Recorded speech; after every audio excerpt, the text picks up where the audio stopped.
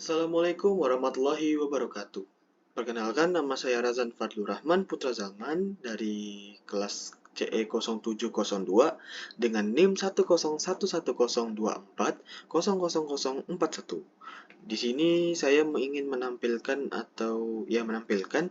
hasil praktikum saya yang sudah disimulasikan oleh Asprak Mas Panji ya, Mas Panji kemarin. Nah, oke, langsung aja kita mulai masuk sini. Di sini ada topologi jaringannya ya, ada topologi jaringannya. Oh ya, sebelum membuat topologi seperti ini, tujuannya untuk dilakukan praktikum ini yaitu supaya saya itu bisa memahami bagaimana sih cara mengeblok atau membatasi suatu device agar tidak bisa mengakses server mengakses web di server ini gitu. Tujuan utamanya itu.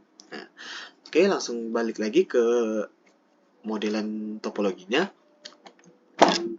Nah, di sini kita memberikan satu server ya, satu server untuk servernya nanti, lalu dua PC, satu router, satu switch. Nah, begitu, satu switch. Nah, setelah kita menambahkan semua device-device ini, kita yang namanya jaringan komputer dan data yang pastinya kita melakukan penjaringan ya. Penjaringan antara satu sama lain antara device ini. Nah, tidak lupa router ini kita sambungkan ke switch dengan menggunakan chopper strike drop atau kabel yang tidak putus-putus ini ya. Nah, kita sambungkan ke switch ini. Lalu kabel lurus ini kita sambungkan lagi ke PC ini. PC yang untuk bisa mengakses server webnya. Nah, lalu kita tambahkan kabel crossover atau kabel putus-putus ini ke klien atau device yang ingin kita blok nanti. Dimana kita tambahkan ke sini dan tambahkan kabelnya ke server juga. Ini kabelnya kita tambahkan ke klien ini, lalu kita tambahkan kabelnya ke server. Nah, begitulah. Nah, dan tidak lupa yang namanya penjaringan itu pasti ada alurnya ya, pasti ada alurnya. Alurnya mau kemana? Nah, alurnya itu nanti kita bisa kirimkan ke yang namanya alamat IP atau IP address. Nah, supaya urut atau supaya alurnya teratur, alurnya bisa dibaca gitu oleh jaringannya itu. Nah, kita itu memberikan label ya, label yaitu di mana untuk IP gateway sebelah kanan ini kita berikan namanya atau alamat IP-nya itu 192.168.10.1. Ini untuk FA atau Fast Ethernet 0/0. Nah, begitu juga untuk yang PC hacker ini. Nah, ini saya memberi kita memberi label atau IP itu dengan IP 192.168.20.1. Ini untuk FA1/0. Begitu juga dengan jaringan untuk ke server. Itu kita memberikan IP-nya 192.168.30.1. Itu untuk FA6/0. Nah, di server ini kita memberikan namanya itu contohnya itu servertus ya. Servertus. Nah, untuk yang PC hacker ini itu menggunakan nama saya Razan Hacker ya. Lalu dengan menggunakan NIM saya 1011024000041. Nah, lalu lanjut ke PC satunya yang bisa diakses itu ya ada PC admin. Nah, PC admin ini PC yang bisa mengakses web servernya. Oh iya, catatan ini kalau misalnya router itu kan sebenarnya kan memiliki dua port ya aslinya. Nah, dua port. Nah, untuk bisa dua port karena awalnya itu disambungkan ke switch dan PC ini. Nah, kan habis tuh portnya. Bagaimana sih cara menambahkannya? Yaitu dengan cara router, kita klik router, masuk ke router. Nah, kita tambahkan ke PT router NM1CFE, yang CFE ya. Nah, kita menambahkan port di routernya. Nah, sebelum menambahkan portnya itu, kita matikan dulu routernya, lalu kita tambahkan CFE ini ke dalam sini ya. Nah, itu. Nah, setelah ditambahkan, kan sudah nih, sudah bisa disambungkan, lah pengkabelannya, yaitu 6/0 tadi kabelnya itu untuk fast Ethernet 6/0. Nah, setelah melakukan penjaringan, setelah melakukan untuk penambahan jaringan tadi ya, penambahan kabel, penambahan port tadi, kita lihat ke routernya, router CLI-nya. Nah, kini kita atur menggunakan ya, kita say no, terus ini enablekan, terus configure terminal, interface FA0. Nah, ini dia teman-teman, ini dia bagaimana pentingnya untuk kita memberikan label ya, label pada masing-masing penjaringan ini. Supaya apa? Supaya kalau dalam penjaringan nanti kita itu tidak lupa mau arusnya itu mau kemana. Salah. Arus untuk jaringan itu mau kemana. Nah, gitu.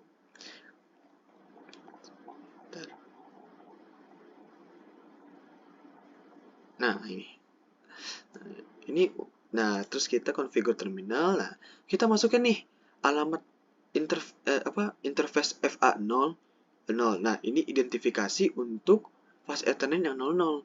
Nah, untuk memasukkan interface yang FA00 ini, nah itu kita berikan alamatnya. Nah, itulah kenapa itu biar bisa menjadi patokan atau arusnya itu. Jadi kita masukkan alamat IP-nya yaitu 192.168.10.1.255.255.0. Nah, lalu kita berikan label di sini bahwa kalau misalnya kita sudah masukkan interface FA0/0, nah itu berarti IP yang ini. Nah, IP yang ini untuk yang FA0/0. Lalu kita no shutdown. Nah, begitu juga untuk yang FA10 ini. Nah, sama seperti FA0/0. Itu kita berikan alamatnya itu 192.168.21. Nah, agar dia itu alurnya itu bisa ke sini. Bisa di sinilah di kabel ini. Kalau yang FA0 kabelnya bisa ini, dia mengidentifikasikan dengan menggunakan alamat IP. Nah, alamat IP ini untuk FA1/0. Seperti juga dengan FA6/0 kita masukkan juga 192.168.30.1. Ini untuk identifikasi alamat IP atau IP gateway FA6/0. Nah, sudah kita atur CLI-nya. Kita close aja. Close aja kan sudah hijau begini, biasanya langsung kita sebentar. Nah, pastikan setelah kita mengatur routernya tadi, pastikan HTTP dan HTTPS-nya on ya. HTTP dan HTTPS-nya itu on, supaya bisa menjalankan nanti. Nah, dan tidak lupa kita menambahkan alamat IP sebenarnya untuk server. Karena saya menambahkan alamat IP-nya itu 2 angka terakhir NIM saya, yaitu 192.168.30.41. Nah, ini untuk alamat IP pada server. Lakukan yang sama untuk pada PC hacker ini, mana itu saya menggunakan 192.168.20.41. Sama juga dengan PC admin, itu dengan menggunakan 192.168.10.41. Nah, sudah kita beri alamat IP-nya masing-masing. Dan ingat, jangan lupa setelah kita memberikan alamat IP, labelinglah alamat IP itu agar kita itu tidak lupa. Nah, sudah memberikan alamat IP, sudah mengatur CLI, alur penjaringannya itu, terus sudah pengkabelan, sudah melakukan jaringan seperti ini. Nah, saatnya kita atur nih dalam routernya. Kita masuk lagi ke CLI. Nah, tadi kan sampai di sini ya, sampai di sini.